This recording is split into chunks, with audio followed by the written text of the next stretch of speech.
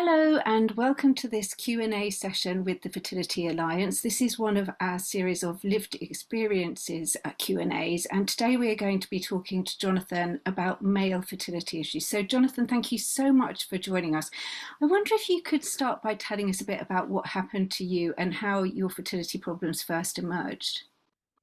Okay, so my fertility problems first emerged when I was me and my ex-partner were trying to have a baby. We were trying for almost more than 24 months. And then it just weren't successful. And then so we naturally, well, it was more so her. She took the lead on this and kind of wanted to get herself checked, to make sure her body was working just fine. And she did that. And then went to see a private gynecologist and told her everything was great. And then the attention turned to me. And then I kind of had to get myself checked. Now, initially, I kind of could have called my doctor and went for like an appointment. And I said to him, me and my partner were trying to have a baby and blah, blah, blah. It's not working. And, then he said, okay, let's have, I did mention to him as well, actually, it's on my record that I had undescended testicles. So then, I just went through the process of kind of, getting myself checked with him. He didn't see no real abnormalities. So he recommended that I should go to see a urologist. It just went from there. Went for a series of operations, series of procedures, and which were very, very uncomfortable, some of them. Just trying to get to the root of the problem. I was diagnosed with non-obstructive asthemospermia. And what does that actually mean? Could you explain to people who don't understand, what does that actually mean? So non-obstructive basically means that, like, the sperm just doesn't come out, and there's nothing, internally obstructing the sperm from coming out. It's just basically I have unfortunately very low sperm count. I know there's not much that the doctors could do at that point. Sorry, I did forget to mention. I did go for an operation, a micro-TC, which is like a sperm retrieval, and they go directly into my testicles to kind of retrieve some sperm or sperm they could find. Due to the underlying problems with the undescended testicles, my right hand side was not actually functioning. So they were able to retrieve some sperm from the left hand side of my testicles, but a small amount of sperm, which I can use in the future for IVF or ICSI. How did it make you feel discovering all this? Very, very, very disheartened. Quite worried, actually.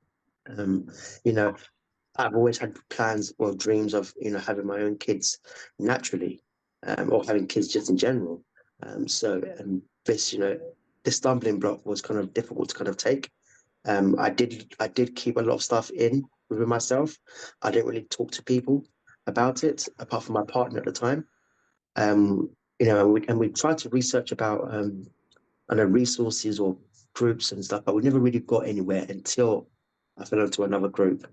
And I was able to kind of reach out and kind of get to speak to other men about fertility and male infertility. But it was very, very, very, very difficult. It was a real challenge for me mentally and physically. Physically, in terms of the fact that I was going through procedures that were affecting my body. Having to wear catheter, putting cameras down my penis. Going through operations and being cut open, and it's just, it was difficult, but I got there in the end. And it took a toll on my relationship as well. You know, you know, we both wanted, we had an end goal, and the end goal was to obviously have a child together. But unfortunately, there was a real struggle with, me accepting my circumstances. I just kind of wanted to kind of just be alone at times. So yeah. Do you feel now that I mean, obviously you're talking to us about it, do you feel now that you are happy to be quite open about it? Oh, most definitely, most definitely. I think it's important for me to kind of spread awareness and advocate for more men to kind of speak about their fertility journey. I mean, one thing I've learned over this period of time is that it hasn't defined who I am, and I don't think it ever will define who I am. I think it just empowers me to kind of do more and to help other men to kind of embrace their fertility status. There's other ways of having kids. There's adoption, there's sperm donor. So, this it's never really the end in all. But at that moment of time when I was going through it, it felt like that. But coming out at the other end, it's kind of like, no, there's other ways of having kids. And also my ex-partner had a child already, so I kind of knew exactly how it kind of feels to step into a father figure role and to be there for someone and to love somebody that's not biologically mine, but just to be there. So yeah, and it's never really affected me to kind of speaking out. Like I said, speaking out is always, the best to kind of help any other man or any other person that may be going through something like this. Did anyone ever tell you that having undescended testicles might affect your fertility in the future? Absolutely not. And no, I never knew. I had a procedure. Had a procedure at the age of 11, actually. And my parents were never informed about it, and I was never informed about it, so I didn't really think about it. And then during that time of, I've only had maybe like, you know, three serious partners. Um, and my last partner, we, yeah, I didn't really think much of it. It's just, we wanted to have a child, and I didn't really think that it would affect me. I did do research about it. So, and then, yeah, just kind of just threw me into this deep end. Would you like to see more information about that kind of thing in the future to help other men who might be in a similar situation? Oh, absolutely, absolutely. I think it's very, very important. I mean, I know fertility is such a massive sector, an industry that's very, very big. And obviously, the main focus is always going to be on a woman. But also, I think men are, 50% as well.